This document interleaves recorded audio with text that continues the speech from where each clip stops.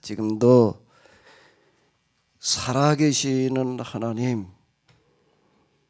살아계실 뿐만 아니라 불꽃 같은 눈으로 저희들을 지켜보시며 직접 만드신 만물을, 인류의 역사를, 인간의 생사 화복을 주관하시는 하나님, 부족한 저희들에게 오늘 이 자리에 나올 수 있도록 우리의 건강과 환경을 허락해 주셨음을 감사드립니다. 우리의 생명을 연장시켜 주시고 이런 환경을 주신 것은 내가 나를 대신해서 세상 모든 만물을, 인류의 역사를, 인간의 생사 화복을 이끌어가라라는 그런 큰 뜻이며 당부인 줄로 압니다. 또 주일 예배를 맞이해서 저희들이 이와 같이 헌금을 드릴 수 있게 하신 것은 저희들에게서 헌금을 받으시기 위함이 아니라 반대로 내가 이 세상에 있는 모든 재물들을 너에게 맡겨서 내가 나를 대신해서 이 세상 돈들을 똑바로 써서 그 돈으로 하나님 나라가 이 땅에 임하게 하라라는 그런 큰 뜻인 줄로 압니다. 내 앞에 나올 때 빈손으로 오지 말라는 그런 말씀이 이런 뜻인 줄로 압니다. 그런데 이스라엘 역사, 교회사를 돌이켜놓고 볼 때 아직 이 헌금의 뜻이, 11조의 뜻이 실현되지 못하고 있습니다. 저희들이 헌금에 대한 이해가 잘못되었기 때문인 줄로 압니다. 헌금에 대한 이해를 똑바로 할 수 있게 하여 주시옵소서. 이해만 똑바로 하고 끝나는 것이 아니라 정말로 저희들이 하나님을 대신해서 이 세상의 돈들을 맡아서 똑바로 쓸 수 있게 하여 주시옵소서. 세상 돈들에 대한 사명감과 책임감을 주시옵소서. 돈을 바라보는 자가 아니라 돈에 대한 책임감을 가지며 돈들이 잘못 쓰여지고 있는 것이 바로 우리 교회가 제 역할을 못하고 있어서 그렇다라고 하는 것을 절감하며 회개할 수 있게 하여 주시옵소서. 회개로만 끝나지 아니하고 그와 같이 하나님을 대신해서 세상 돈들을 똑바로 쓸 수 있는 자 되게 하여 주시옵소서. 11조를 똑바로 하게 되면 쌓을 것이 없도록 부어주시겠다는 말씀은 기복신앙의 말씀이 아니라 11조의 정신을 똑바로 알고 실천하게 되면 내가 세상의 모든 돈들을 너에게 맡기겠다라는 그런 큰 뜻인 줄로 압니다. 저희들이 아직 우리에게 주어진 본분이 무엇인지를, 어떻게 해야 되는지를 모르고 여기까지 왔습니다. 용서하여 주시옵소서. 이제라도 늦었지만 참으로 이 대멸종의 위기를 맞은 이 시점에 저희들이 하나님을 대신해서 이 세상을 똑바로 이끌어갈 수 있는 대멸종의 위기가 세상 모든 곳에, 온 세상에 하나님의 말씀이, 하나님 나라가 임하게 하는 기회가 되게 하여 주시옵소서. 우리 주 예수 그리스도의 이름으로 기도합나이다. 아멘. 네, 오늘 이 예배 대면으로 참석하신 분들, 또 팀즈 유튜브로 녹화로 참석하시는 모든 분들에게 우리 하나님의 크신 은혜가 함께 하시기를 바랍니다. 아까 우리 장로님께서 사회를 보시면서 잠깐 소개를 하셨는데요. 우리 유영일 목사님 사모님 좀 앞으로 나오셔요. 그렇게 잠깐 소개해서 끝날 일이 아니니까 좀 이렇게 나오셔야 되겠어요. 다 나와요. 미소도 나오고. 미소는 이름대로 항상 웃어야 될 것 같아. 우리 제가 사실 이제 왕곡교회에서, 특히 우성고등학교에서 예배랑 드리고 그럴 때부터 제일 관심을 가진 게 이 케노시스 메시지를 이어갈 사람의 문제였습니다. 사실 제가 관심이 없었던 게 아니고요. 정말 제일 많은 관심은 여기에 기울여졌었고, 제 주변에 오는 사람들 가운데서 이걸 이어갈 만한 사람이 누가 있을까? 특히 학생 청년들이게 되면은 제가 좀 눈에 띄면은 그렇게 아주 좀 학비를 대가면서라도 키워야 되겠다 이런 생각을 가지고 있었는데 이게 진짜 쉽지를 않았습니다. 그러다 여기까지 왔는데 이번에도 우리 후임을 모시는데 쉽지 않았습니다. 그런 또 하나님께서 우리 준비해 놓으신 목사님이 계셔서 이 다행인데요. 우리 유영헌 목사님은 고려대 수학과를 나오신 수학 선생님이십니다. 그리고 또 김혜경 사모님은 유아교육과라고 그러셨나요? 아동학과. 그또 애들 선생님이시고 또 자제분은 우리 미소. 지금 웃고 있는 건 맞지? 항상 웃어야 돼. 이름을 미소라고 줘놨으니 뭐 방법이 없네. 이분들을 하나님께서 이렇게 준비해 놓으셔서 이렇게 오시게 됐는데 우리 유 목사님은 특히 그 애들 교육이나 이런 데 남다른 관심을 많이 가지고 계십니다. 아마 저보다 저는 뭐 목회에 신경 쓸 겨를이 없었어요. 우성고등학교에서는 좀 뭐 몇백 명 모일 때도 있긴 했었는데 그 이후 뭐 이거저거 쫓아다니느라고 그냥 그러다 교회는 참 별로 그냥 되게 신경 쓸 겨를이 없었는데 우리 유 목사님 우리 교회에서 앞으로 잘 해 나가실 줄로 믿습니다. 저보다 아마 10배, 100배도 낫게 하실 거예요. 우리 크게 박수 좀 한번 해주시기 바랍니다. 유 목사님 이렇게 마이크 그 앞에 있는 마이크 한 말씀 하셔야지.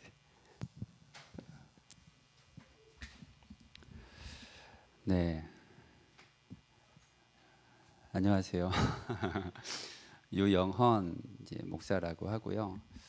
저희도 목사님도 이제 후임자를 결정하시기까지 굉장히 이제 어려운 시간들을 이제 보내신 걸로 좀 살짝 조금 알고 있긴 한데 저희도 이제 여기 오기까지 쉽지 않은 시간들을 보내고 왔어요. 근데 하나님의 부르심이라는 명확한 사인이 저희가 이제 기도했던 과정 중에 보여져서 하나님이 부르셨구나.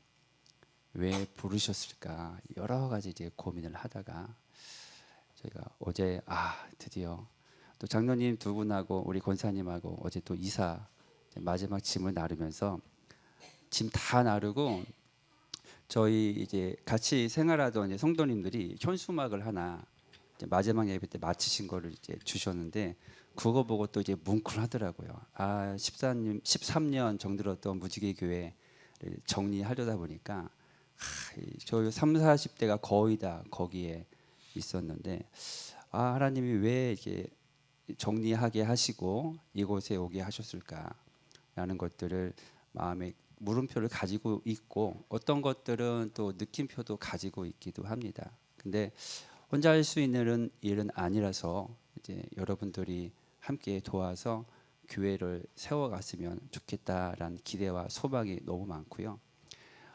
혼자 아둥바둥하면 저 이제 예전에 무지개 교회는 성도가 얼마 없었습니다. 근데 여기는 일단은 저희 무지개 교회보다 성도님이 여러 더 계시는데 교회가 든든하게 세워져 가기 위해선 연합하는 게 제일 중요하다고 생각을 하거든요. 그래서 연합하는 일에 좀 더 저도 마음을 쏟고 또 성도님들도 같이 좀 도와주시면 둔대교회가 또 문화재도 있잖아요. 지역에 소문난 아름답고 멋진 또 건강한 교회가 되지 않을까 기대하면서 열심히 섬겨 보겠습니다. 감사합니다.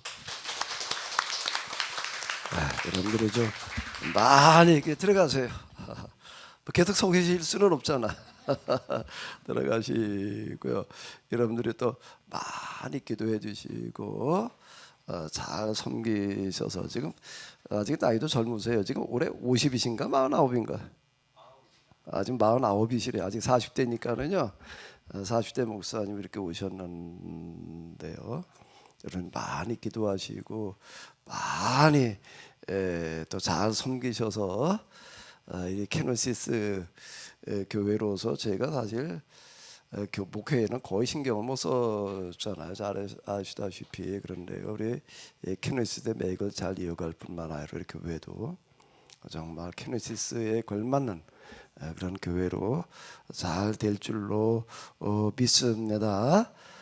우리 다시 한번 우리 좀 박수 좀 해주시기 바랍니다. 예.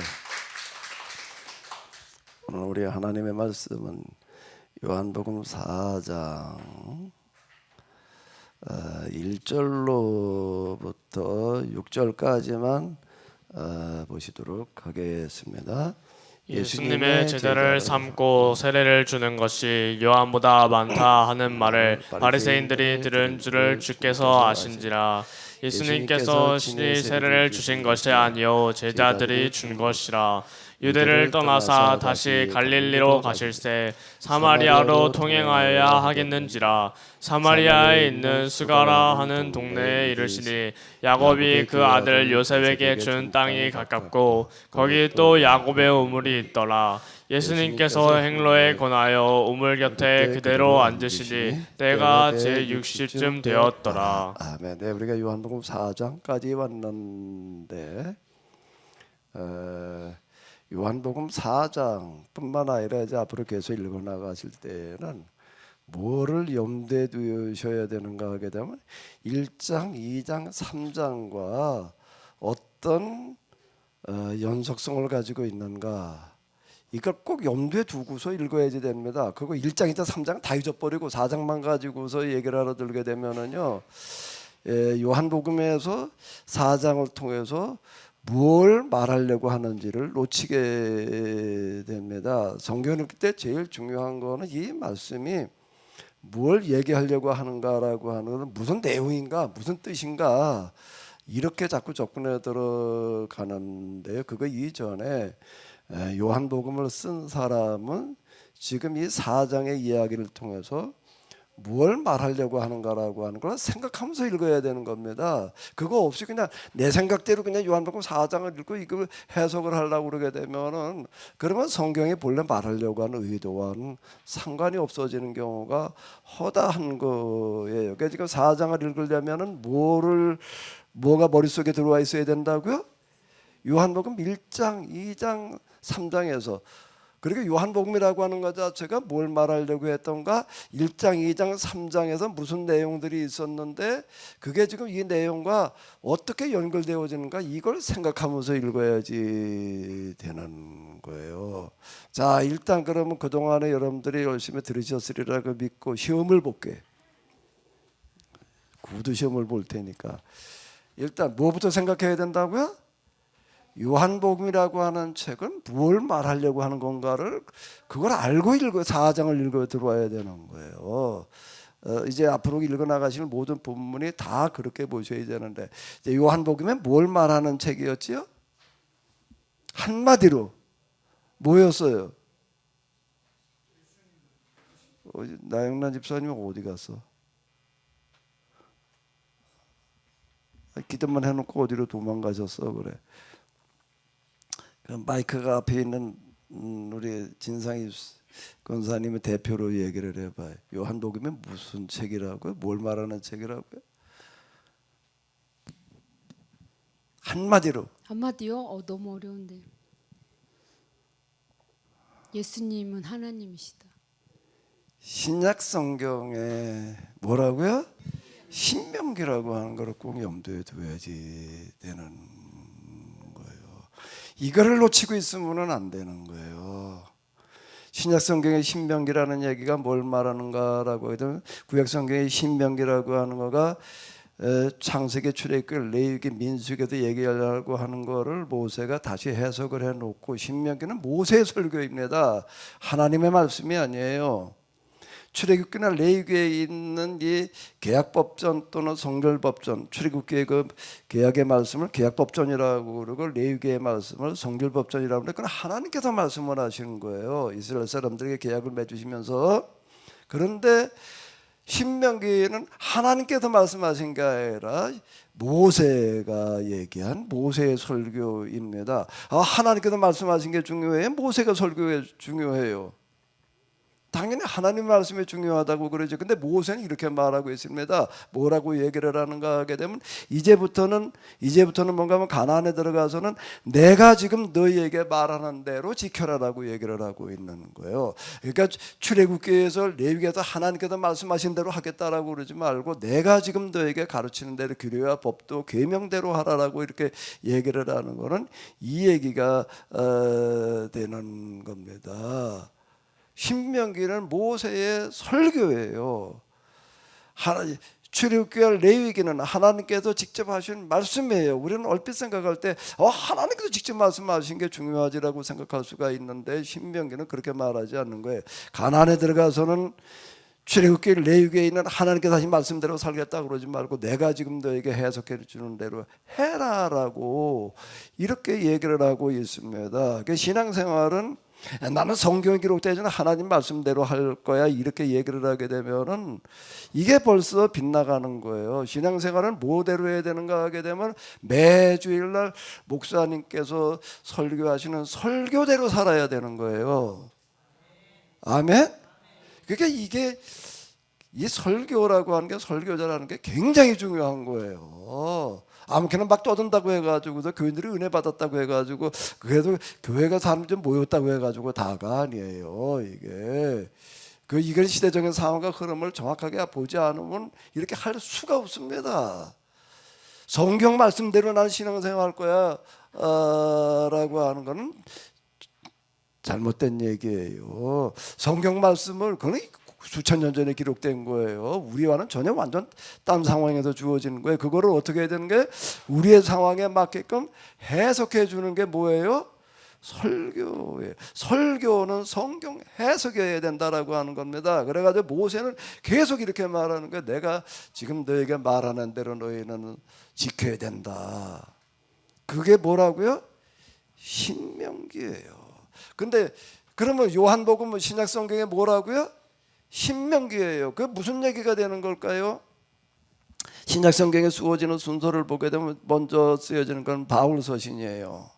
그 다음에 쓰여지는 거가 복음서 일반 서신들인데 맨 마지막에 쓰여지는 거가 뭔가라고 하게 되면 요한복음에 100여 년경에 쓰여지는 거예요.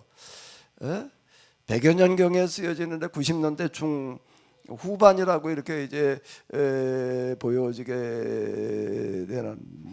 근데 신명기가 모세 오경에서 제일 마지막에 쓰여져 있는 것과 같은 이야기가 되는 건데요. 신명기에서 이스라엘 사람들 향해서 너희가 가나안에 들어가서는 이 말씀대로 살아라, 내가 지금 얘기하는 대로 살아라라고 말을 하는 것과 똑같이 요한복음에서는 뭘 얘기하고 있는가라고 하게 되면 이제 신명기라고 하는 것은 이스라엘 사람들의 광야 생활을 끝내고 가나안에 들어가는 그런 상황에서 얘기하는 건데 똑같이 여태까지는 뭐였는가 하면 유대인 중심으로 신앙생활을 해왔는데 주축이 유대인들이었는데 이제는 유대인이 주축이 아닌 거예요. 이방 세계인 거예요. 이방 세계 이방인들이 중심의 선교 2세기를 맞이하는데 선교 2세기를 맞아서 이제부터는 우리가 어떻게 하나님을 예수님을 이해하고 또 어떻게 신앙생활을 해야 되느냐라고 한다면 이렇게 해라 라고 하는 뜻이다라고 하는 겁니다. 공관복음, 복음서가 넷인데 공관복음이 있지만은 이 요한복음으로 넘어가도 완전히 색깔이 달라요. 완전히 색깔이 다른 거는 뭔가라고 하게 되면은 이제 우리는 마태, 마가, 누가복음에 있는 예수님 말씀대로 이렇게 이해할 거야, 이렇게 살 거야, 이렇게 하면 안 된다는 겁니다. 어떻게 해야 된다는 거예요? 요한복음의 말씀을 우선시해야 된다라고 하는 겁니다. 그거를 이제 한마디로 뭐라고 얘기를 한다고요?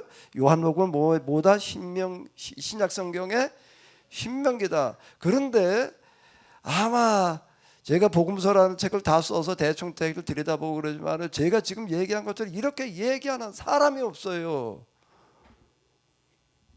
아직 제가 못 만나봤습니다. 요한복음 전문가 세계적으로 유명한 사람들 정말 그 제일 유명한 사람은 가톨릭 신학자들이더라고요. 제일 영향을 많이 끼치는 사람 뭐 이제 이러고 한데 불투마인 사람도 뭐 요한복음에도 뭘 쓰고 뭐 그것도 많은 영향을 주고 뭐 어쩌고 됐다 이러지만은 요한복음의 신약 성경의 신명기다. 이렇게 얘기하는 사람은 없어요. 그건 지금 제가 하는 얘기입니다. 저는 아직 그렇게 얘기하는 사람 못 만나 봤는데 이건 하나님께서 정말로 이렇게 알게 하시고 깨닫게 하셨다라고 제가 그렇게 생각을 하는 건데요. 요한복음에서는 공관복음에도 얘기하는 거와 색깔이 전혀 다릅니다. 예수님에 대한 이해부터가 달라요. 마태마가에서는 예수님은 누구인가? 마태마가 누가에서는 예수는 누구인가? 하나님의 아들 예수 그리스도 구세주다라는 데 초점을 맞춰 놓는 겁니다. 예수님의 구세주시다. 구세주다라고 초점을 맞추는 것은 공관복음이에요. 근데 요한복음으로 넘어오게 되면 예수님을 구세주라고 얘기하고 있지를 않아요. 뭐라고 얘기를 하고 있죠? 1장 1절부터 예수님은 하나님 바로 그분이시라고 하는 겁니다. 인간의 몸을 입으셨던 하나님이시다. 말씀이 육신이 되어 우리 가운데 거하심에라는 게 이런 거를 얘기하는 거고, 우리 가운데 오셨던 하나님이시다. 예수님을 공관복음에서는 하나님의 아들이라고 그러지만 요한복음에는 독생자 외아들이라고 하는 얘기는 무슨 뜻인가 하면 하나님 바로 그분이시다라는 뜻이고, 그걸로 끝나지 않습니다. 태초에 말씀이 계시라는데 말씀이라는 게 무슨 뜻이라고요? 원어로 얘기를 하면 로고스라고 하는 건데, 온 세상 만물을 지배하는 원리와 이치, 법이다. 자, 예수님을 이렇게 얘기를 하고 있습니다. 선교 2세기를 맞은 이제 우리는 어떻게 예수님 믿어야 된다라고 얘기를 하는가 하면 맨날 하나님의 아들 구세주다 이렇게 얘기하지 말고 뭐라고 그래야 된다는 거예요? 하나님이시면서 하나님께 만드신 법이고 만물을 지배하는 원리와 이치다. 이 차원이 다른 얘기가 되는 거예요. 구세주라고 하는 그런 단어는, 메시아라고 하는 그런 단어는 유대인들이 기다리고 있던 메시아 사상에 입각한 그런 용어입니다. 근데 이방인들은 구세주라고 하는 건 몰라요. 그런 개념조차도 없는 거예요. 하나님 세상을 만드신 창조주 하나님, 창조주 하나님께서 만들어주신 세상을 지배하는 법, 그 법대로 살아야 되는데 예수 그리스도가 바로 그 법이시라고 하는 거예요. 얘기가 달라지는 겁니다. 얘기가 달라지는 게, 우리는 맨날 예수님을 그냥 구세주라고만 생각을 하고 있는 거예요. 그러니까 공관복음식으로 생각을 하는 거예요. 예수님을 구세주로 영접하면 구원받았다고 이렇게 얘기를 하고 있는 거예요. 근데 요한복음에 그렇게 얘기하지 말라는 겁니다. 이제부터는 예수님은 세상을 모든 것을 만드신 창조주 하나님이시면서 창조주 하나님께서 만드신 세상 모든 만물에 들어있는 법과 원리와 이치다. 이렇게 얘기를 하고 있어요. 이게 요한복음이다라고 하는 겁니다. 이걸 염두에 두면서 읽어 내려가야 된다라고 하는 거고요. 앞에도 얘기했던 거 또 정리를 해야 돼. 이건 수없이 무한 반복해야지 되지. 한 번 하고 나면 다 잊어버려. 금방 요한복음이 뭐냐고 그랬더니 뭐라고? 예? 뭐라고 그랬어 아까? 이것부터 놓치고 있는 거예요. 그러니까 잘 듣는 거 같지만은요, 이게 그러니까 잘못 얘기한 게 아니에요. 계속 반복해서 할 수밖에 없는 이유가 여기에 있는 건데, 그럼 요한복음에는 그 다음에 뭘 어떻게 얘기하느냐? 예수님께서 이 세상에 오셔가지고 세상을 구원하는 일을 하시는데, 2장으로 넘어가게 되면 세상을 구원하는 사역이라고 하는 게 무슨 사역이라고 하는 거예요? 2장에 보게 되면 갈릴리 혼인잔치의 이야기가 나오는데, 그게 뭘 하는 거라고요? 세상 구원이라고 하는 거는 곧 뭘 똑바로 만들어 놓는 거라고요? 가정이다라고 하는 겁니다. 창세기 1장에 나오고 있는 세상을 창조하시는 이야기라고 하는 것은 세상 창조의 이야기이지만, 왜 세상을 창조하셨느냐, 하나님의 영광을 위해서 이렇게 얘기를 하고 있는데, 이게부터가 벌써 빗나간 겁니다. 거기에 이렇게 보게 되면 왜 세상 모든 만물을 빛으로부터 시작을 해가지고서 산천초 이 모든 걸 다 만들어 놓으시는가 하면, 맨 마지막에 만드는 인간을 위해서, 한 가정의 탄생을 위해서 살아갈 환경을 만들어 놓으시는 이야기다라고 하는 겁니다. 왜 천지를 창조하셨느냐? 한 가정을 위해서예요. 하나님의 모양과 형상대로 지음받는 사람을 위해. 그래서 사람은 이제 무슨 일을 해야 되느냐라고 한다면, 하나님께서 만들어 놓은 이 세상 모든 만물을 하나님을 대신해서 지배하고 다스리라고 하는 거예요. 참 생육하고 번성하라라고 하는 얘기가 그런 얘기가 되는 거고, 땅에 충만하는 그런 얘기가 되는 거고요. 아담이 하나님께서 모두 만드신 그 동물들이 이름을 지었다는 얘기도 이름을 짓는다는 거는 최고의 권위자가 하는 일이에요. 근데 하나님께서 지어주시는 게 아니라 아담에게 지으라고 이렇게 위임하시는 이런 얘기가 바로 이걸 말하는 건데요. 요한복음으로 넘어가게 되면 예수님께서 세상을 구원하시기 위해서 오셔서 하시는 첫 번째 일이 뭔가 하면 한 가정의 탄생인 결혼식에 참석하셔서 물로 포도주를 만들어 주시며 축복하시는 일이다 라고 하는 겁니다. 요한복음은 전개하는 게 이게 완전히 달라요. 우리가 세상을 구원한다라는 게 뭘 해야 되는 거예요? 영혼 구원이라고만 우리는 자꾸 얘기를 하는데 영혼 구원이 아니라 가정 구원인 거예요. 가정을 똑바로 세워놓는 겁니다. 가정보다 더 중요한 건 없어요. 맞아요? 가정보다 더 중요한 게 어디 있어요? 여러분들 어디서 태어났어요? 엄마 아버지 밑에서 가정에서 태어났지. 어디서 자랐어요? 가정에서 자랐지요. 그리고 출가를 해가지고서 커가지고서 그다음에 또 새 가정을 이루는 겁니다. 그리고 또 자식 나가서 또 키우는 거고요. 그리고 뭐 마지막 죽을 때도 요즘은 다 뭐 병원 요양병원 뭐 이러고 있지만 사실 가정에서 갈 수 있으면 여러분들이 부모님들을 요양병원에 어디 모셨다라고 하더라도 임종하실 때쯤 좀 집으로 오셔가지고 집에서 임종하게 하시는 거가 맞는 얘기가 되는 거예요. 평생 사시던 집에 와가지고 자식들 있는 자리도 돌아가시게 하는 거가 임종 직전에는 가능하면은 그렇게 하는 거가 맞습니다. 가정을 구원하는 거예요. 그것보다 더 중요한 게 없다. 요한복음의 2장에 혼인잔치에 참석하시는 그런 게 절대 우연이 아니다라고 하는 거를 의도적으로 이렇게 써놓았다는 증거가 뭐죠? 첫 번째 표적이라고 하는 얘기가 바로 그걸 얘기하는 거다라고 하는 겁니다. 그리고 이어서 그 다음에 무슨 일을 하시는 거죠? 예루살렘에 올라가셔가지고 성전을 청소하시는 제사드리러 온 짐승들을 갖다가 다 내쫓으시는 그런 이야기가 나와 있습니다. 원래 공관복음에 의하게 되면 예수님께서는 예루살렘에 마지막으로 올라가셨다가 성전을 정화하시고 그리고 일주일 동안 6월절 기간 내내 성전에서 설교하시다가 돌아가셨어요. 근데 요한복음은 그렇게 말하고 있지를 않습니다. 이걸 맨 마지막에 하신 일을 맨 앞으로 끄집어 오는 거예요. 사실대로 예수님께서 하셨던 말씀은 순서대로 그냥 정리하겠다 적어놓겠다 그거는 공관복음에서는 그렇게 얘기하고 있을지 몰라도요. 마태복음만 하더라도 그게 좀 많이 달라지고 이제 그러고 하는데 요한복음은 예수님께서 사역까지 순서대로 적으려고 하는 목적이 있는 게 아니라 예수님께서 하신 그런 일들 예수님에 대한 이해부터가 이건 뭐 공관복음하고는 완전 딴 얘기예요. 하나님 자신이시라고 이렇게 얘기를 하고 있고 하나님께서 만드신 세상 만물을 지배하는 원리와 이치 법이라고 이렇게 얘기를 하고 있고요. 가정을 똑바로 세워놓는 거가 세상 구원 사역이다라고 이렇게 얘기를 하고 있고 그리고 나가지고서는 성전 청소하는 이야기로 정화시키는 이야기로 넘어가고 있습니다. 요한복음 기자가 예수님께서 성전 정화를 처음에 하시는데 나중에 이제 몰라가지고 이렇게 적고 있는 게 아니에요. 일부러 여기다 갖다가 놓고 이걸 가지고 얘기하려고 하는 게 있는 거예요. 다 알아요. 이거 공관복음 읽어본 사람들은 예수님께서 예루살렘에 올라가셔가지고 성전을 정화하시는 그런 이야기는 맨 마지막인데 이걸 왜 여기다 앞에다 갖다 놨나? 그 왜 갖다 놨나? 몰라서 그런 것도 아니고요. 일부러 그랬다고. 그럼 왜 여기다 갖다 놨나? 이걸 좀 더 뭘 말하려고 하는 건가라고 하는 건데요.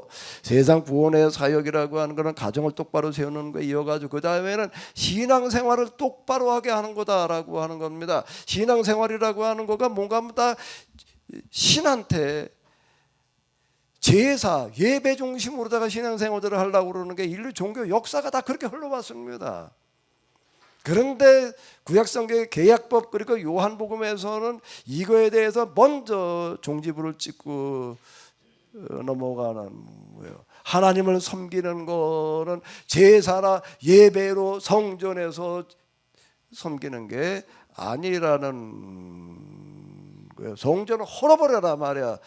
내가 3일 만에 다시 세우겠다. 성전에서 제사와 그리고 예배 의식으로 신을 섬기려고 하는 거는 그대로부터 지금까지 계속 이어지고 있는 거예요. 근데 그거에 대해서 완전 청산을 선언하며 종지부를 찢는 찍는 이야기가 지금 2장의 얘기예요. 근데 이걸 앞으로 끌고 나오는 거예요. 하나님을 섬기는 것은 성전에도 제사나 예배로 섬기려고 그러지 말아라. 뭘 하라는 거예요. 요한복음에 보게 되면 예수님의 활동 무대가 주로 어딘가 하게 되면 예루살렘이에요. 공관복음에 보면 갈릴리 주로 바닷가 중심에서 활동을 하시다가 맨 마지막에 이제 3년여가 지나고 난 다음에 6월절마다 갈릴리에 예루살렘에 올라가셔가지고 6월절 절기에 맞춰서 돌아가시는 거예요. 그게 순서로는 맞아요. 그런데 왜 이걸 앞으로 끌고 왔는가라고 하는 것과 더불어 가지고 공관복음에도 예수님께서 예루살렘에 올라가신 거는 맨 마지막에 올라가실 때 일주일 활동하셨습니다. 그런데 요한복음은 거꾸로 얘기를 해놓고 있어요. 주로 어디서 활동하시나요? 예루살렘에서 활동하시다가 갈릴리는 잠깐 내려왔다가 또 올라가시는 이야기로다가 이렇게 한 3번 정도 반복이 되어져 있습니다. 예수님께서 이 세상에서 활동을 한 3년 남짓 하셨으리라고 이렇게 추정하는 것은 요한복음 때문에 그러는 거예요. 예수님께서 6월절 절기를 맞아서 한 몇 번 왔다 갔다 하셨는데 그 한 3번 정도가 되기 때문에 3년 남짓 정도 활동하셨다라고 하는 그런 추정을 이제 가능하게 해주고 있는데, 그래 요한복음에서는 왜 갈릴리가 아닌 예루살렘인가? 공관복음에도 예수님께서 갈릴리에서 주로 병자들 고치시는 이야기, 주로 병자 고치는 이야기가 정말 많이 나옵니다. 요한복음에 그런 얘기 거의 없어요. 베드스다 연못가의 환자, 그리고 날 때부터 소경된 사람 고치시는 일, 그것도 다 어딘가 하면 갈릴리가 아니고 예루살렘이에요. 예루살렘에서 병자들을 고치시고 예루살렘에서 주로 활동하시고, 주로 예루살렘의 활동이라는 게 다 뭘로 되어져 있는가 하면 성경 해석인 설교 가르침이에요. 이거가 뭘 말하는가라고 하게 되면 인류 종교사에 있어서 획을 긋는 사건인데, 하나님을 섬기는 거는 무슨 건물을 지어놓고 거기서 제사나 예배로 섬기려고 그러는 게 아니라 뭘 어떻게 하는 거라고요? 하나님의 말씀을 똑바로 가르치는 데 있다 라고 하는 거예요. 요한복음을 보게 되면 거의 다 예수님의 설교예요. 어떤 사건이 하나가 있고 난 다음에 사건으로 끝나지 않고 사건에 대해서 설교하는 이야기가 몇 배나 길게 나오고 있는 이유는 여기에 있다. 예배에 대한 개념을 바꿔놓는 거예요. 뭘 바꿔놨다고요? 예배에 대한 개념을 바꿔놨어요. 그래서 우리는 여기를 우리가 모여 있는 곳을 성전이라고 부르지 않고 교회당이라고 부르고 있습니다. 줄여가지고 교회 그러는데, 교회는 무슨 곳이에요? 뭐 하는 곳이에요? 교회라는 말 자체가 뭘 말하는 거지요? 김기현 집사님 제일 열심히 내 눈을 똑바로 쳐다보고 있어요. 교회가 뭐 하는 곳이요? 이름대로. 교자가 무슨 교자예요? 가르칠 교제, 가르치는 집이라고 하는 뜻이에요. 교회당이라고 하는 거는요, 말씀을 가르치는 곳이에요. 설교당이 아니고, 설교와 가르침은 교육은 다른데, 설교는 하나님 나라를 선포하는 것을 얘기하는 거고요. 가르침에 기초해 가지고 이 땅에 하나님 나라가 실현되어야 된다라고 얘기를 하는 거를 설교라고 그러는 거고, 성경을 가르치는 거예요. 이 요한복음을 보게 되면 예수님께서 성경을 가르치시는 이야기로 계속 나오고 있는데, 그것도 예루살렘에서, 예루살렘은 어디에서? 주로 성전이에요. 성전이 뭐 하는 곳이어야 되는가 하면 제사 지내는 곳이 아니라, 그건 헐어버려야 될 거예요. 이스라엘의 유대인들의 성전, 그건 헐어버려야 될 일이고, 그걸 이제 다시 세워가지고 모여야 되는가 하면 하나님의 말씀을 똑바로 가르치는 곳이어야 된다라는 걸 선언하고 들어가는 게 2장에서의 이야기예요. 요한복음은 뭘 말하고 있느냐라고 하는 거를 우리가 전체 흐름 속에서 봐야지 되는데, 사건 하나하나만 놓고 뭐 어쩌고 저쩌고 얘기를 하다 보게 되면 무슨 얘기를 하는지를 모르는 거고요. 요한복음이 도대체 뭘 말하려고 하는지는 접근도 안 되고 끝나는 얘기다라고 하는 겁니다. 오늘 우리 개신교도 이렇게 보게 되면은요, 루터가 이제 종교개혁을 하면서 성당이라는 이름 자체를 이제 집어쳐 버렸습니다. 성전이나 성당이나 그게 그거예요. 성전이라는 이름을 쓰면 안 되는 거예요. 근데 교회당 집에서 꼭 성전 건축한다고 이렇게 말을 하고 있으니까 무슨 말을 하는지를 모르는 거예요, 목회자들이. 성전 건축한다고, 교회당 건축한다고 그러지 왜 성전 건축한다고 그래요?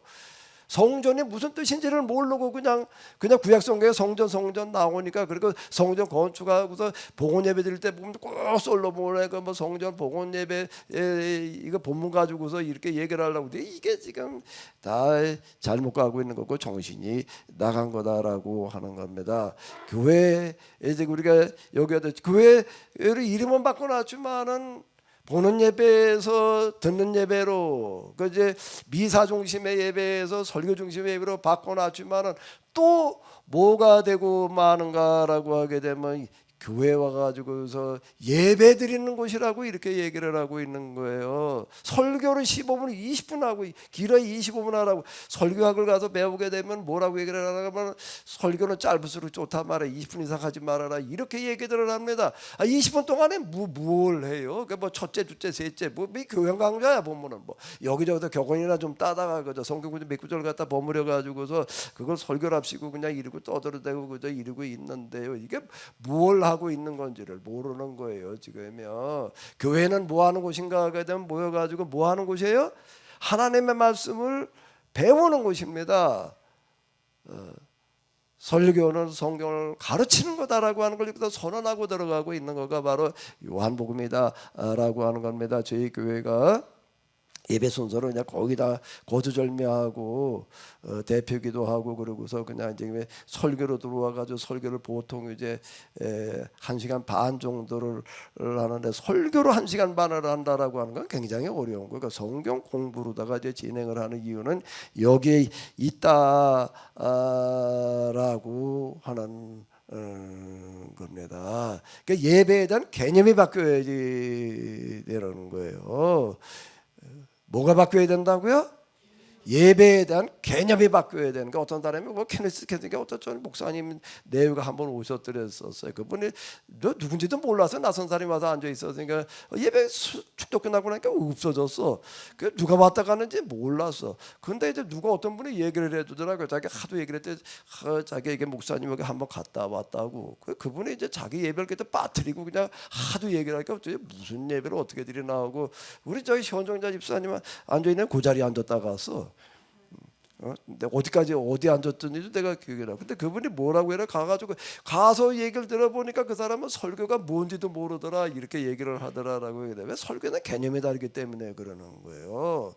저는 이제 개념이 다른 건데 우리가 설교 예배 중심으로 다 지금 드리고 있는데 이거 자체부터 청산되지 않으면 안 되는 거예요. 우리는 요한복음에 이렇게 청산하라고 그러는 걸 그대로 지금 또 반대로 따라하고 있다라고 하는 거를 염두에 둬야 되는데, 당시 유대인들의 성전에서 유월절 제사 중심으로 신앙생활을 하는 거예요. 그건 말고 여기는 뭔가 하면 말씀을 가르쳐야 되는 곳이다라고 하는 것도 계속 강조하고 있는 거가 뭔가 하면 요한복음에 예루살렘 성전 중심에서 예수님의 가르치심 중심으로다가 요한복음에 꾸려져 있는 이유는 여기에 있다라고 하는 거고요.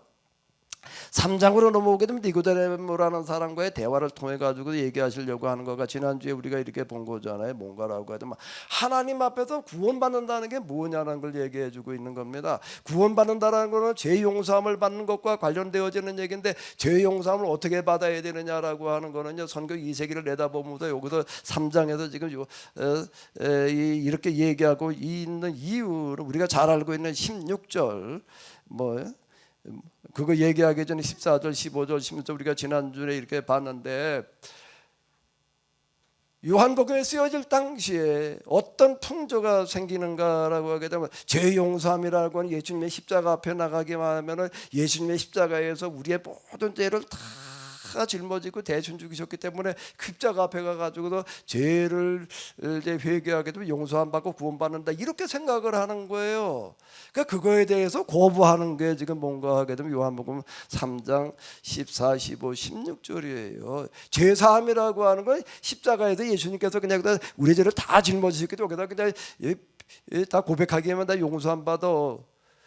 그렇게 얘기하는 게 아니라 14절 15절은 모세가 광야에 뱀을 든 것 같이 인자도 들려야 하리니 이는 저를 믿는 자마다 영생을 얻게 하려면 믿는 자라는 게 뭘 믿는 자는 거예요? 예수님께서 나를 위해서 십자가에서 대신 죽으셔서 이제 거기 가서 우리가 다 죄를 구하기만 용서함 받아 그리고 구원받아. 그건 공관복음에서는 그 비슷하게 얘기할 수가 있지만 요한복음으로 넘어오게 되면 완전 딴 얘기를 하고 있는 거예요. 그렇게 가지고 죄의 용서함 받고 그렇게 가지고 구원받았다고 그러지 말라는 거예요. 모세가 광야에다 뱀을 든 것 같이 인자도 들려야 된다라는 얘기는, 그 조금 믿는 자라고 하는 게 뭘 믿는다는 거라고요? 회개가 죄 사함을 받게 하는 거다. 십자가가 죄를 사해 주는 거다라고 생각하지 말고 십자가는 회개하게 하는 역할을 하는 거지 십자가 자체에서 죄를 용서해 주는 게 아니에요. 제 얘기가 이해가 되셨나? 이렇게 얘기를 하면 또 십자가 거부한다고 그러는 사람이 있을 거야. 아마 틀리면 꼭 말을 듣는 거를 대충 듣고서는 그냥 이렇게 십자가 자체에서 죄사함의 능력이 나오는 게 아니라, 아멘?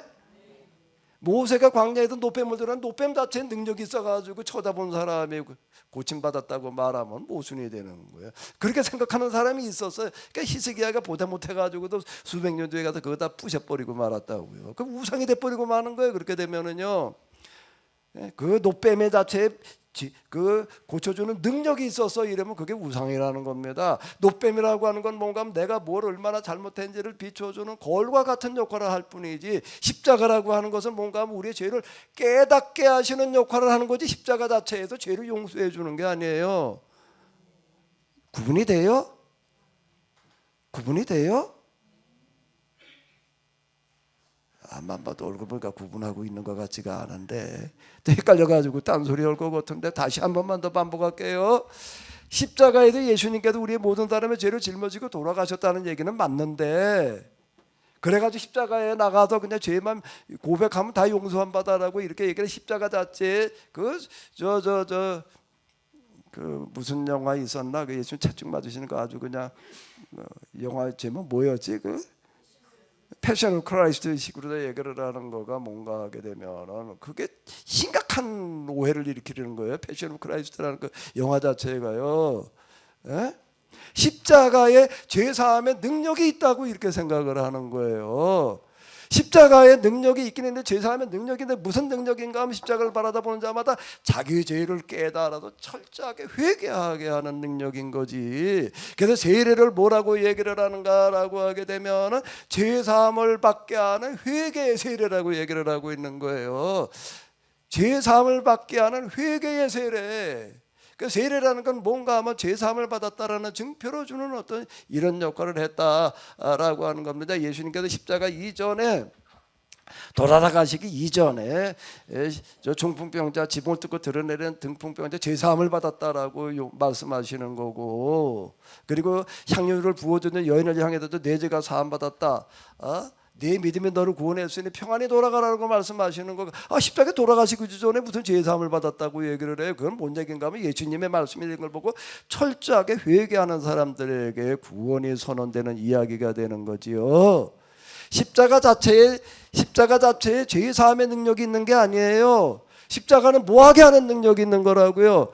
회개하게 하는 능력, 내 마음의 죄를 바라다 보게 하는 거울과 같은 역할을 하는 거다. 십자가가 뭐 십자가인데 목걸이에서 걸고 다닌다고 해가지고 하나님의 능력이 함께 하는 게 아니에요. 드라큘레라고 하는 영화에서 비꼬는 게 뭔가 하게 되면 귀신이 나와가지고 막 덮치고 그러고 하니까는 그냥 그 성당의 사제가 뭐 막대기를 가지고 찾아가지고서 이러더라고, 드라큘라 앞에.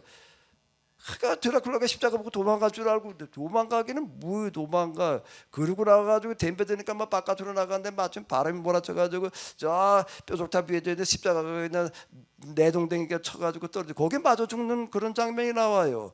이거 자체가 그 영화가 고발하는 거예요. 십자가 자체를 무슨 특별한 능력이 있는 걸로다가 이렇게 얘기하려고 하는 것 자체가 잘못되는 거예요. 십자가는 모세가 광야에서 뱀을 든 것 같이 인자도 들려야 하리니, 저를 믿는 자마다라고 하니까 뭘 믿는가라는 거예요. 회개가 죄사함의 권세가 있다라고 하는 겁니다. 죄를 사람이 누구한테 져요? 하나님한테 짓나? 맨날 하나님 향해서 욕설을 퍼부어가지고 하나님 향해서 이제 팔뚝질해가 죄를 졌나? 우리가 진 죄가 대부분 다 누구한테 진 죄예요? 사람한테 진 거지. 같이 살면서 남편한테 저기 아내한테 제대로 못한 거가 다 잘못된 거지요. 그러면 용서함을 받으려면 회개한다는 걸 뭘 하는 거야? 십자가 앞에다 하나님한테 그냥 죄를 얘기하면 끝나는 건가? 여기 나오기 전에, 십자가 앞에 나오기 전에, 십자가의 죄 사함을 고백하러 나오기 이전에 뭐가 생각나거든, 원망 들을 만한 일이 생각나거든 가서 먼저 화해부터 하고 와라. 그래야 받으시리라 말이야. 그래 이치에 맞는 거지. 회개를 하려면 먼저 누구한테 가서 그 잘못했다고 그래야 돼? 조인숙 사모님, 그거부터 먼저 얘기해. 그게 회개죠. 그거 빼놓고 그냥 하나 여기다 그냥 용서하고 구원받지. 그럼 어떻게 돼? 그럼 무슨 얘기? 그러니까 밀양이라는 아리랑이 나온다네. 이런 밀양이라는 영화가 나오는 거예요. 그래서 그걸 고발하는 거예요. 도대체 말이 안 되는 거예요. 거기 나오는 그 살인범이 그러는 거, 유괴범이 그러는 거 아니에요. 나 예수님한테 다 용서받고 구원받았단 말이야. 희낙낙하고 있는 거 아니에요. 그럼 말이 안 되는 거예요. 말이 안 되는 거예요. 그 죄사함의 권세가 하나님한테 있다, 십자가에 있다, 이러면 곤란한 얘기가 되는 거예요. 죄사함의 권세가 누구에게 있어야 돼요? 내가 가도 용서받아야 되는 화해 속에 들어있는 거지. 사람한테 가도 용서받지 않고 하나님한테만 가도 회개하고 용서받았다고 그렇게 말을 해야 되나? 그럼 모순이야. 그거를 얘기하고 있는 게 요한복음 3장이에요. 예? 요한복음 3장. 물과 성령으로 거듭나지 아니하면이라는 얘기가 뭐 거듭난다는 게 우리 예수님을 그냥 구세대 영접하는 이걸로만 자꾸 생각을 하다 보니까 이게 지금 이제 딴 길로 가버리고 마는 거예요. 이게요. 교회가 그렇게 세상이 그렇게 많아져도 기독교가 세상을 지배하는 그런 시대에도 세상은 바꿔지는 게 없는 거예요. 하나도요. 달라지는 게 없어. 도대체가 이게 뭔가라고. 이게 기본적인 성경에 대한 이해가 없는 건데, 요한복음에서는 이것부터 얘기하고 들어가는 거야. 1장, 2장, 3장 여기까지 얘기하는 거야. 이제 뭐 어디로 넘어왔어요? 4장. 시간 다 갔네. 이런지 5장까지 가야 되는데 오늘 밥 먹을 시간 없어요. 설교로다가 1시간 반을 하려고 한다면 굉장히 길지만 성경을 공부하려고 하다면 맨날 모자라요. 맨날. 자, 그럼 4장에서는 뭘 얘기하고 있나? 그 다음 중요한 걸 얘기를 하죠. 그 다음 중요한 게 뭐예요? 지금 여기는요, 사마리아 수가성에 있는 여인에게 전도하시는 얘기가 나와요. 왜 이 얘기가 나오고 있을까? 그건 뭐 예수님께서 예루살렘에 올라가실 때 갈릴리로 갈 때 뭐 사마리아를 지나가셔야 되니까 그냥 그렇게 기록해 놓은 거지. 예수님께서 하신 얘기를 다 기록해 놓고 있지를 않아요. 맨 마지막에 10장 마지막 구절에 가게 되면 뭐라고 얘기를 하는가? 예수님께서 하신 일이 이외에도 너무 많단 말이에요. 그걸 다 기록하라고 온 세상의 책을 다 동원해도 모자랄 거다. 그러면 얘기가 무슨 얘기인가? 근데 여기 기록된 거는 꼭 필요한 것만 내가 기록해 놨다, 그걸 말하고 있는 거예요. 예수님께서 하신 얘기 이게 다가 아니다. 근데 내가 요 정도만 얘기 기록을 해 놓은 거는 이거는 우리가 꼭 중요한 거다라고 생각해 가지고서 그것만 적어 놨다라고 하는 걸 얘기해 주고 있는 거예요. 그 4장의 이 얘기는 지금 여기 보게 되면은 갈릴리 혼인잔치의 이야기라고 하는 것도 공관복음에는 없는 얘기이고, 니고데모와 얘기하시는 것도 공관복음에는 없어요. 성전 정화의 이야기가 나오긴 나오지만 공관복음이 있긴 하지만 이건 완전 앞으로 끌어다 놨고요. 이 요한복음의 특징이라고 하는 건 공관복음과 내용에 있어서 겹쳐지는 게 거의 없다라고 하는 겁니다. 순환의 이야기 빼놓고 나가지고서는요, 겹쳐지는 이야기가 거의 없어요. 성전 정화시키는 이야기, 그 다음에 이제 6장으로 가게 되면 오병리의 이야기, 이제 이 정도인데 겹쳐지는 이야기가요, 메데사 연못가의 이야기, 수가성 여인의 얘기 공관복음에는 없어요. 그래서 이걸 통해서 특별히 말하려고 하는 게 있다는 겁니다. 중요한 순서대로 지금 얘기하고 넘어가고 있는 거예요. 그러면 그 다음에 중요한 게 뭘까? 어떻게 3장에서 어떻게 우리가 죄 용서함 받아가지고 영생에 이르느냐? 그 다음 중요한 문제가 뭐예요? 4장에 나와 있어요. 4장에 뭐가 그렇게 중요해? 사장에게 뭐가 수가성 여인을 만나가지고서 말이야, 뭐 내 남편이 5이나 있었는데 지금 있는 남편도 내 남편이 아니다, 뭐 이런 얘기? 뭐 그걸 얘기하려고 그러는 걸까?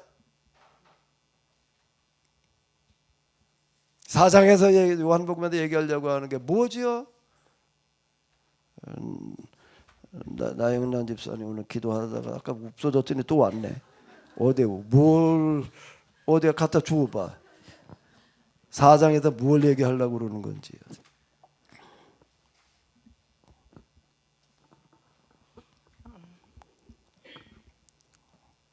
4장에서 뭘 얘기하고 있는지 가서 어디 가서 물어보고 왔나 봐. 사마리아 여인님, 이 마이크 가까이 대고 얘기를 해요.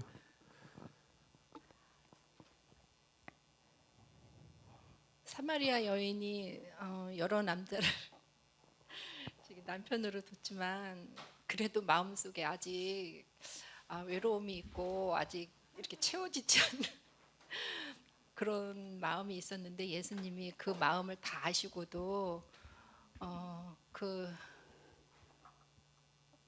그분을 다른 사람들은 그 사람을 그 사마리아 여인을 정말 이상하게도 얘기도 했었고 많이 그랬는데 예수님은 그 마음을 다 아시고도 용서도 해주시고 다 아신 마음을 그 마음을 다 외로운 마음을 다 아시고 그걸 너무 이제 용서했다고 해야 되나 뭐 그런 것보다도 위로해 주신 마음이 너무 기뻐서 많은 사람들에게 정말 메시아가 오셨다 여러 거기 가서 많은 사람들에게 알리고 전파되고 복음을 전했다. 아주 얘기를 잘해줬는데요. 그런데 뭐가 문제지? 요한복음에서 말하려고 하는 거 상관없는 얘기를 하고 있는 거예요 지금. 그냥 예수님께서는 그냥 이런 여자도 이렇게 해줬다 이거밖에 안 보이는 거예요. 요한복음에서 말하려고 하는 거는 상관없는 얘기를 한 거예요. 미안한데요. 다시 봐야 돼. 예? 성경을 다시 생각하면서 읽어봐야지 되는 거예요. 요한복음에서는 이걸 통해서 뭘 말하려고 하는 거를 염두에 두면서 항상 전체를 먼저 보면서 그 다음에 나무를 봐야지 되는 거거든요. 대부분 다 지금 나집사님 얘기한 것처럼 이제 그런 식으로다가 그냥 뭐 큐티하는 식으로 이렇게 해 들어간다고. 그러니까 성경에 본래 말하려고 하는 의도 상관없이 그거 나름대로 큐티나 경건생활 뭐 기타 등등의 하나님의 사랑을 뭐 이해하고 어쩌고 저쩌고 하는데 도움이 될지는 모르지만 그거보다 더 중요한 거는 요한복음이 말하려고 하는 거라는 게 중요한 거예요. 요한복음에서 지금 말하려고 하는 그 다음 중요한 문제는 뭔가라고 하게 되면 여기 유대인과 사마리아인들과의 관계의 문제예요. 유대인인 당신이 어떻게 사마리아 여자인 나에게 물을 달라 하나이까 이제 이렇게 사마리아 여인의 이야기를 하는데 유대인들과 사마리아인들은 아주 철천지 원수로 지냈어요. 철천지 원수로 지냈는데 이방인들을 유대인을 지옥에 뗄 감으로 여겼지만은 그 이방인들보다 더 미워하는 게 지금 사마리아인이야 지금. 그 사마리아라고 하는 말은 유대인들이 이제 북왕국이 망해가지고서 이제 끌려갔을 때부터 이제 기원을 하는데 그리고 이방인들을 갖다가 여기다 살게 해놨어요.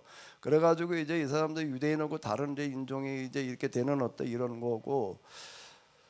그 이후 서로 이제 갈등이 일어나가지고 또 귀환한 이후에 또 사마리아인들이 이게 유대인들이 재건할 때 참여하겠다 그러니까 너희는 안 된다고 그래가 또 아주 거절을 했다고 이래가지고 그 이후 이제 서로 앙숙이 돼가지고 있는데 사마리아인들도 뭘 하는 사람들인가 똑같이 여호와를 하나님으로 믿는 사람들이에요. 다른 종교를 믿는 이방인이 아니에요. 똑같이 하나님을 믿으면서 서로 원수가 돼 있는 거예요 지금. 그러니까 이스라엘이라는 나라가 위에는 유다라는 지방이고 가운데 사마리아가 있고 갈릴리가 있는데 갈릴리에서 유다에서 갈릴리로 내려가려면 사마리아 지방을 당연히 지나가야 될 텐데 지나가지를 못하게 하고 안 지나가려고 그러는 거예요. 여긴 부정한 땅이다 더러운 땅이다 그리고 유다에 지나가려고 그러지도 않았고 아예 돌아서 가는 거예요. 요단강 건너가지고 돌아가는 거예요. 그것도 사마리아인들도 유대인들이 지나가려고 그러게 되면은 못 들어오게 했고 누가복음에 보게 되면 예수님께서 이제 갈릴리 사역을 끝나고 예루살렘 올라가시면서 사마리아를 거쳐서 전도하면서 가려고 그러셨는데 그래서 사람 먼저 보내요. 이제 우리가 좀 지나갔으면 좋겠다. 사마리아 사람들 거절해가지고 못 들어가시는 그런 얘기가 나와요. 사마리아 사람들 거절한다고 예수님께서 이제 돌아가셨다고요. 그랬더니 요한 뭐라 그러는가 하면 그냥 하늘부터 불을 끄집어다가 저들 다 태워버릴까 이렇게 얘기를 하고 있다.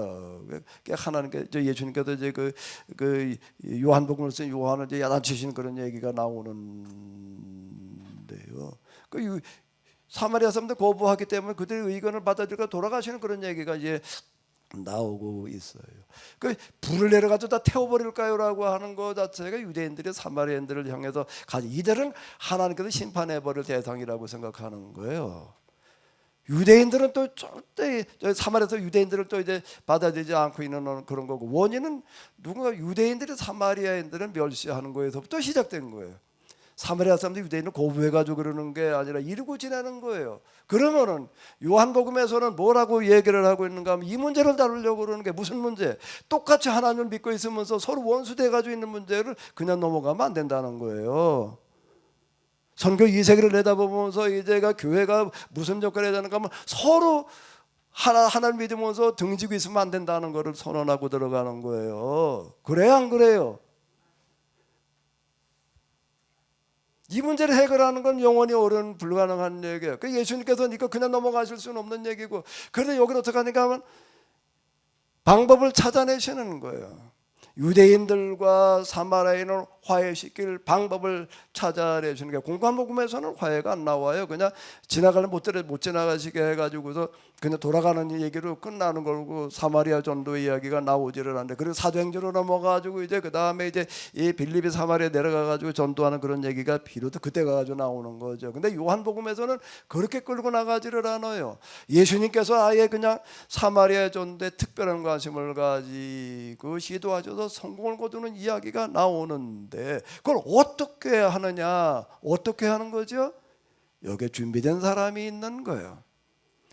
준비된 사람을 찾아내시는 건데, 그 사마리아 전도를 하는데 준비된 사람이 어떤 사람이냐라고 하는 게, 사람의 눈으로 봐가지고는 도대체가 이런 사람은 준비될 수 있는 사람이야. 하나님께서 함께 하실 수 있는 사람이 아닌 거야. 하나님께서 어떻게 이런 사람에게 함께 하셔? 그 당시 유대인의 통념으로 놓고 볼 때는 말이 안 돼. 이 여자는 얼마나 대단한 여자인가 하면, 이 여자한테 걸리면 빠져나올 남자가 없는 것 같아. 멀쩡히 가정 가지고 있는 여자도 이제 이 여자한테 한번 걸렸다면 다 넘어가가지고, 그 전에 몇 명이나 있었는데 5이나 있었는데, 근데 지금도 네가 같이 사는 남자도 네 남편이 아니다. 그럼 네 남편이 누구 남편이야? 딴 여자 남편이라는 거예요. 이건 무슨 능력이 대단했는지 몰라도 돈이 많아가지고 그랬던 것 같지는 않고, 어쨌든 남자를 홀리게 하고 휘잡는 데는 아주 대단한 특별한 능력을 가져가지고, 이건 이 여자가 남자를 찍어요. 여기는요, 남자가 여자를 와가지고 어떻게 하는 게 아니라 고대 그런 여자가 위였어요. 그런, 글쎄, 좀 독특한 그런 여자. 사마리아인 특히 여자들이 다 싫어하지. 야곱의 우물까지 물을 길러 왔다는 얘기 자체가 뭘 말하는가 하면, 그 여자가 사는 수가성에 우물이 있는데 거긴 못 가요. 그리고 저 한 2km 떨어지는 데를 가가지고 물을 길러 다녀야 되는 거야. 이 여자는 그냥 이걸 물을 한번 길어다 먹으려면 그게 곤욕이야. 2km를 걸어가지고 물 한 동이 이고 온다고 생각을 해봐봐요. 예수님께서는 이 여자가 물 길러 올 시간에 딱 맞춰가지고 앉아 계시다가 대화로 시작을 하시는 그런 얘기가 나오는데, 선교 2세기를 바라다 보면서 신앙생활을 똑바로 하려고 한다라고 하게 되면 같이 하나님을 믿으면서 서로 의견해 달라 가지고 등지고 있으면 용납이 안 된다는 거예요.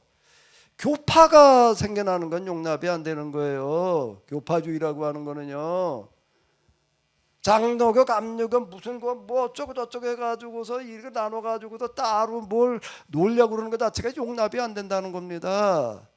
그게 뭔가 하면 지금 여기 4장에서 얘기하고 있는 사마리아인의 이 이야기는 사마리아 여자를 하나로 어떻게 하기 위해서가 아니에요. 지금요, 그 여자를 통해서 유대인과 사마리아를 화해시키는 것을 얘기하는 거가 지금 4장의 이야기. 나영란 집사님, 예수님께서 그 말도 안 되는 여자 찾아가서 사랑을 보여주시는 거 거기다만 보지를 말고, 그건 나 집사님 이번 요한복음이야. 그거 이전에 요한복음 말하려고 하는 거를 들어야 돼요. 그러려고 요한복음이 뭔지 앞에서 쭉 이어져 내려가면서 우선순위로다가 뭘 중요하게 다루고 있는지를 봐야지 되는 거예요. 사마리아인의 여인의 이야기를 가지고도 많은 설교들하고 많은 이야기를 하죠. 정작 요한복음의 기자가 이걸 통해서 무엇을 말하려고 하는 데까지들은 못 가고 있는 거예요. 그 무슨 노래도 있잖아. 우물가 여인처럼 난 구했네. 그 노래 얘기하려고 하는 게 뭐? 사마리아 여자 하나. 요한복음에서 사마리아의 그런 말도 안 되는 삶을 살고 여자 하나를 말하려고 그러는 게 아니에요. 그런데 그런 말도 안 되는 그런 여자가 유대인과 사마리아인을 화해시키는 그 대단한 일을 했다라고 하는 거예요. 이 사람이야말로 진짜 준비된 사람이에요. 이게 어마어마한 그런 이게 역사적인 과제를 해결하는 주인공이 누군가 하게 되면은 참 이런 여자라는 거예요. 이런 여자. 사람이 보는 기준과 하나님께서 보시는 기준은 너무 달라요. 이런 사람이 뭐 하나님의 무슨 쓸모가 있겠어? 나 같은 놈이 뭘 해? 천만의 얘기예요. 천만의 얘기예요. 그게 뭐라고요? 사마리아 여인의 이야기. 그 여자에게 초점을 맞춰가지고 그 여자에게 무슨 은혜를 베푸 그건 당연히 들어가는 거고. 근데 그걸 통해 가지고서 이 여자가 사마리아를 들쑤셔 놓는 그런 큰 일을 해내고 있다라고 하는 겁니다. 이 여자는 성격이 굉장히 적극적인 여자예요. 그러니까 남이 저 멀쩡한 여자이나 가정에 있는 남자들을 후려채지. 저 얌전하기나 해가지고도 되고 이게 뭐 회집고 돌아다녀가지고도 사람들 다 몰고 오는 참 그런 사람이 보는 기준과 하나님께서 보시는 기준은 너무 다르다라고 하는 겁니다. 이종호 장로님께서 마지막으로 은퇴하기 전에 요한복음 좀 정리해 줬으면 좋겠다고 그래가지고 시작을 했는데 내가 은퇴하기 전에 이걸 다 끝내려면 좀 빨리빨리 가야 돼 지금. 이종호 장로님이 별로 그동안 뭐 했으면 좋겠다는 얘기 없으시더니 어떻게 그 생각을 하셨는지 몰라. 그래서 김주 장로님 뭐 야고보서 하자, 뭐 히브리서 하자 그래가지고 했는데 가만히 생각을 해보니까 이제 아주 제일 적절한 걸 얘기를 해주신 것 같아요. 제가 그만두면서 마지막으로 정리하고 나가야 될 게 요한복음. 제가 앞으로 교회가 어떻게 가야 되느냐 이제 이걸 얘기하는 거가 요한복음인데 우리 장로님이 참 대단한 어떤 그런 감각을 가지고 계신 것 같아요. 시간이 없으니까 5장으로 넘어가겠습니다. 5장으로 넘어가면 베데스다 연못이 나와요. 뭐가 나오죠 여기? 베데스다 연못 가면 너무나 잘 알아. 뭐예요? 38년 된 병자, 자리 보존하고 누워 지내던 사람의 이야기가 나와요. 그럼 이게 왜 나올까? 거기 보니까 말이야 예수님께서 가가지고도 38년 된 병자에게 뭐 그냥 일어나 걸어가라 그래서 이 사람 걸어갔다. 그래도 뭐 어떻다고 그거를 아는 게 예수님 그런 능력이 있어서 말이야 30명 병자도 그냥 고쳐주시고 뭐 어쩌고 저쩌고 그거가 거기다 초점을 맞춰놓으면 안 되는 거야. 뭐에다 초점을 맞춰야 돼? 4장의 이야기에 이어서 이제 5장의 베데스다 연못가의 이야기가 나오는데 도대체 이 이야기는 왜 요한복음을 쓴 저자는 여기다 이 얘기를 써놨을까? 이 입장에 가게 되면 예수님께 하신 일이 너무 많아가지고 그걸 다 쓰면 온 세상의 책을 다 정원해도 모자랄 판인데 뭐 예수님께 하신 일이라고 해가지고 써놓은 게 아니에요. 이걸 통해서 말하려고 하는 게 있는 거예요. 이걸 통해서 뭘 말하려고 하는 걸까요? 베데스다 연못가의 이야기 뭘 말하려고 하는 걸까요? 나영란 집사님 마이크를 주고 싶은 사람한테 줘봐. 직접 말을 하든지 자신이 없으면 누구 주고 준 사람 줘봐.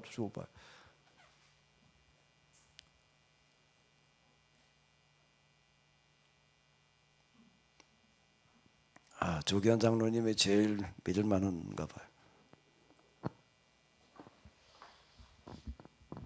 예, 목사님께서 말씀하신 대로 어떤 유대인과 또 사마리아인의 어떤 관계성 회복이면은 나머지는 그 회복된 그 유대인들과 사마리아인 모든 자들에게 이제 먹고 사는 문제를 이제 해결해야 되지 않을까.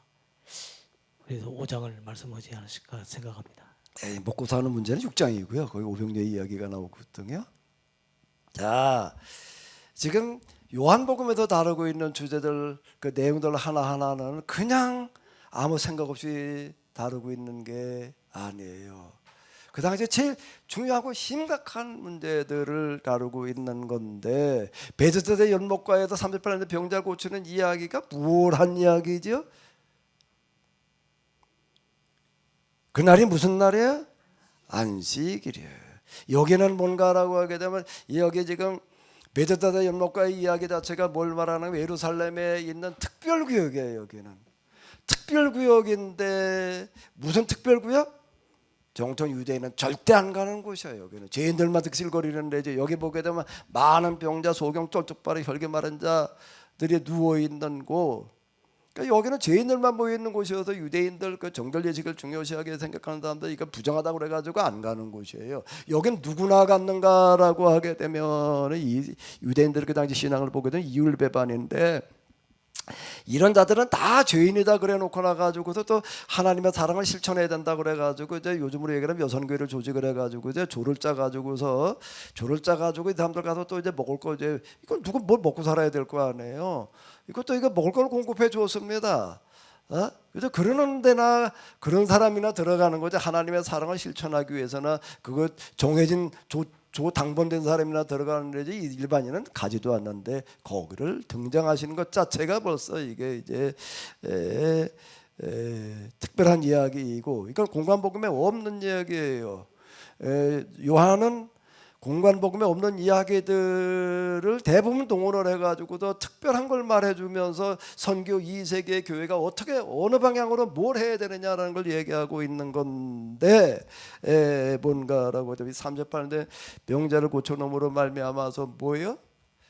유대인들의 그 당시 가장 중요한 교리가 안식일 교리예요. 안식일 교리.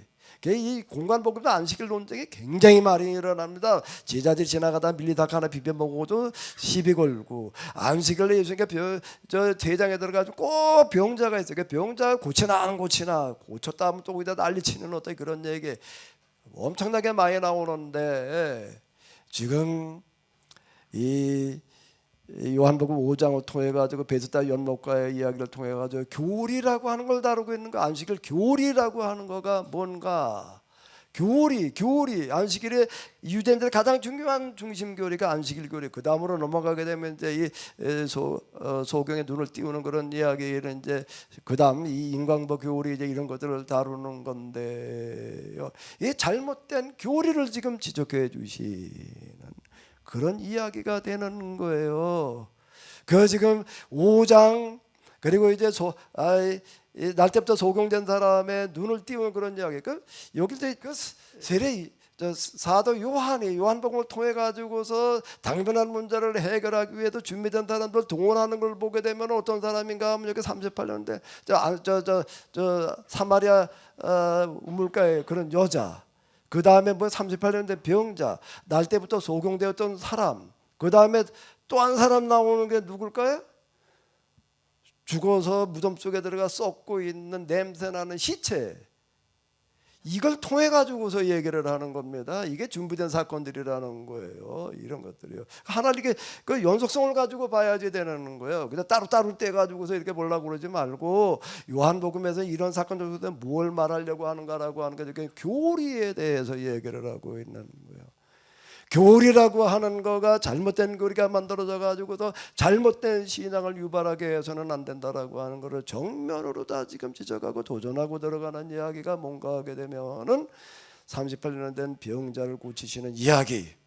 이걸 통해서 어떻게 네 자리를 들고 걸어가라는 그런 얘기가 38년 전 누워서 똥 오줌 싸던 그 자리라고 하는 거가 이게 뭐 완전 똥통이지.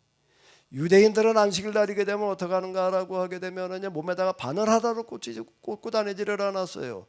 바늘 하나도 꽂고 다니지를 않아요. 지금도 그래요. 그 사람들은요.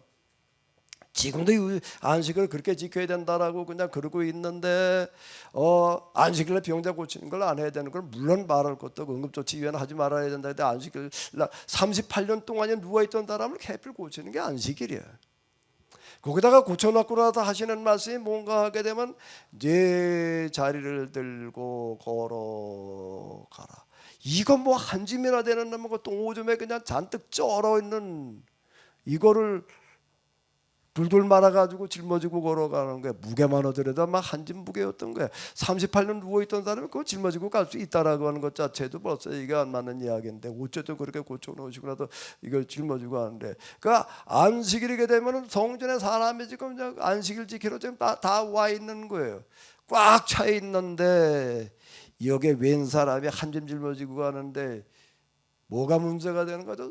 아주 그냥 확 광고라고 지나가. 무슨 광고라고 지나가나?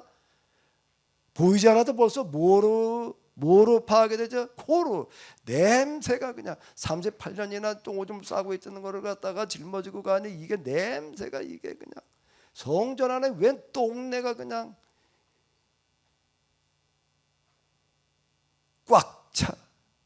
뭘 말하는 거예요? 이 이스라엘 사람들의 그 당시 그 안식일 신앙이라고 하는 게 이런 냄새나는 악취나는 똥냄새보다 더 독하다는 거예요. 더 잘못되어 있다라고 하는 것을 지적해 주시는 그런 이야기. 잘못된 교리와 잘못된 신앙을 가지고 딴 길로 가고 있는 것을 얘기하는 건데, 요한복음에서는 선교 2세기를 내다보면서 이제 아무래도 성경을 해석을 하고 그다음에 교리라는 게 만들어져야 되는데 이런 교리가 만들어져서는 안 된다. 사람 잡는 교리, 신앙을 잘못된 길로 가는 그런 교리를 만들어서는 안 된다라고 이야기하는 거가 5장에 뭐라고요? 베데스다 연못가의 이야. 전체 흐름과 요한복음이라는 특징 속에서 보게 되면은 이게 보이는 겁니다. 성령은 어떤 영인가 하면은 진리의 영이기 때문에 거짓을 들춰내게 하시는 영이고요. 특히 성령이 임하게 되면 성경을 똑바로 이해하고 똑바로 말하게 하는 그런 역할을 하십니다. 그러니까 구약 성경의 선지자들이 하나님의 영이 임하고 나니까 코아마로 야훼로다가 이제 하나님의 말씀을 선포했다라는 이야기가 이런 이야기가 되는 건데요. 나머지 하나하나 뭐 이런 것들까지 다 일일이 뭐 지적해서 얘기하는 거는 어려운 얘기고 그 시간이 많이 가니까 흐름만 가지고 이야기를 하는 겁니다. 5장까지요. 그래서 대충 전달이 똑바로 됐나 모르겠네. 김혜경 사모님 뭐라고 중얼중얼 하셔서 마이크 좀 드려봐봐요. 저 마이크 좀 드려봐봐. 뭐라고 혼자 그러셨는데 난 못 들었어요. 대답했습니다. 목사님 네? 물어보셔가지고 질문하셔가지고 됐습니다 이렇게 말했어요. 뭔 얘기인지 좀 오늘 여기 와서 듣는 거 처음이죠? 네. 아니 뭐- 예전에 물론 근데 와서 듣는 거 예, 일단 예, 처음이잖아요. 근데 저희가 뭔 얘기인지 좀 충분히 이해가 됐어요? 네네. 우리 저 유 목사님 좀 마이크 좀 드려봐봐. 네, 목사님. 오해한 건 아니겠지? 오해할 게 없습니다. 없죠. 똑바로 할 수 있지. 우리 유 목사님은 뭐 더 잘하실 거예요. 여기 요한복음에도 얘기하려고 어제 이정호 장로님이 아주 기가 막히게 요한복음을 하자고 그러셨는데 바톤 터치를 해야 될 판인데 예배라고 하는 게 뭔지 성경을 어떻게 말해야 되는지를 좀 이제 열심히 공부하면서요. 그래도 고대 수학과 나올 정도면 머리가 없지 않을 거고 부족합니다. 열심히 해봐요. 네, 알겠습니다. 열심히 해서 요한복음에도 얘기하려고 하는 거에 맞춰가지고 앞으로 끌고 나가. 알겠습니다. 나도 이제 물론 내가 은퇴했지만 내 군대 교회 뭐 내가 절대 내가 목회에 간섭하지는 않을 거야. 내가 도울 수 있는 일만 찾아도 해볼 테니까 고맙습니다. 한번 잘 해나가 봐요. 알겠습니다. 이런 식으로 끌고 나가면 될 거야. 진짜 요한복음에도 말하려고 하는 게 뭔지를 우리가 보게 되면은 아마 잘못된 길로 가지는 않을 거예요. 구약은 옛 계약 좀 찾아봐봐. 내가 여기 우리 교회에선 주로 이제 찬송을 내가 좀 가사를 맺는 거 우리 김준 장로님께서 작곡하신 걸 가지고 주로 이제 쓰는데 우리가 얘기하려고 하는 것과 부합하는 찬송이 별로 없어가지고 이제 할 수 없이 그랬어요. 그죠? 구약은 옛 계약 이게야말로 진짜 이게 이스라엘 역사 교회사를 이제 아주 함축해가지고 얼마나 우리가 잘못되어 있는가라고 하는 걸 좀 지적하려고 하는 거였는데요.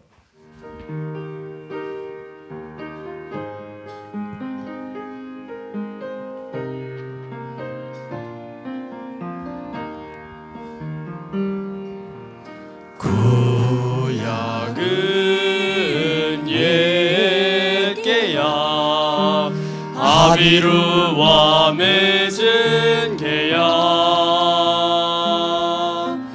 이 세상에 거룩한 나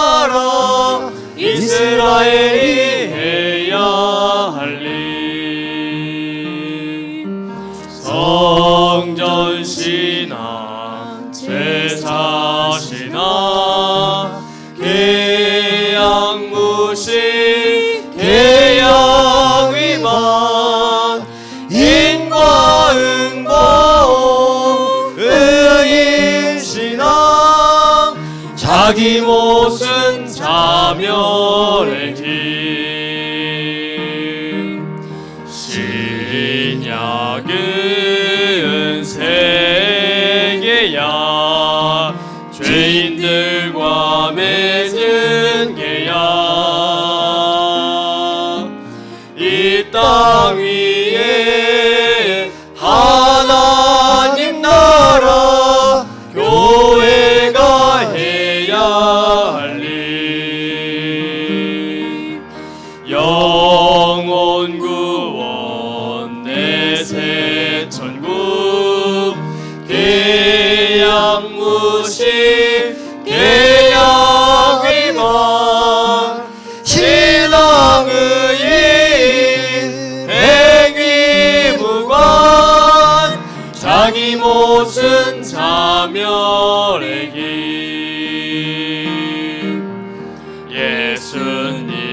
예수님의 십자가 새로운 계약 체결 이 세상에 천국 실현 예수님의 가르치심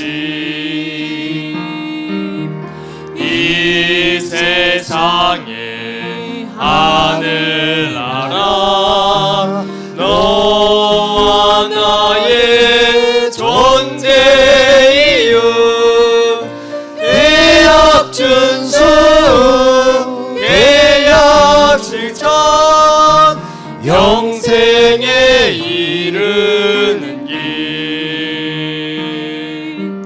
왜 그리도 무지했나 그렇게도 몰랐었나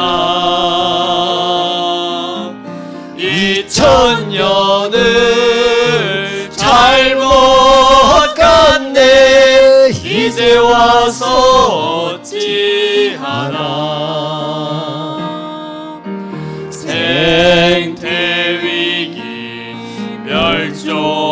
멸종위기 우리 모두 자초한 일 이제라도 계약 실천 전화위복 마지막 절. 유일한 길 마지막 절.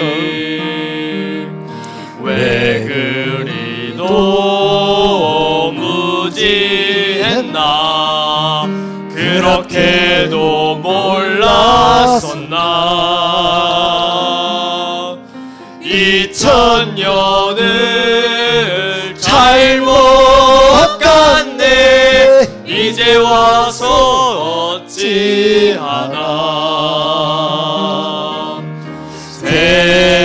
생태위기 멸종위기 우리 모두 자초한 일 이제라도 계약 실천 전화위복 유일한 4절 한 번 더요. 왜 그리 왜 그리도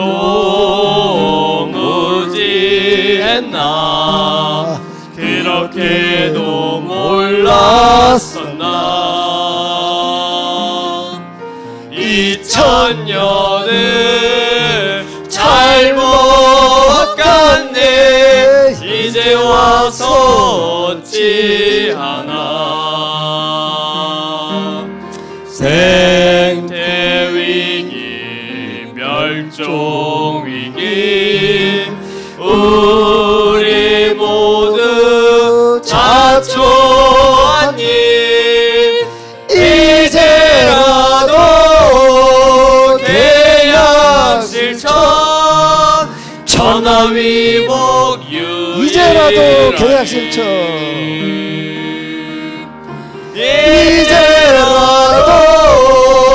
계약 실천 전화위복 유일한 이제라도 계약 실천. 이제라도 계약 실천 전화위복 유일한 길. 지금도 살아계시면서 불꽃 같은 눈으로 지켜보시는 하나님, 지난 이스라엘 역사 2000년, 교회 역사 2000년을 돌이켜놓고 볼 때 안타깝게도 빗나가고 말았습니다. 그러다가 이제 참으로 대멸종의 위기를 맞았습니다.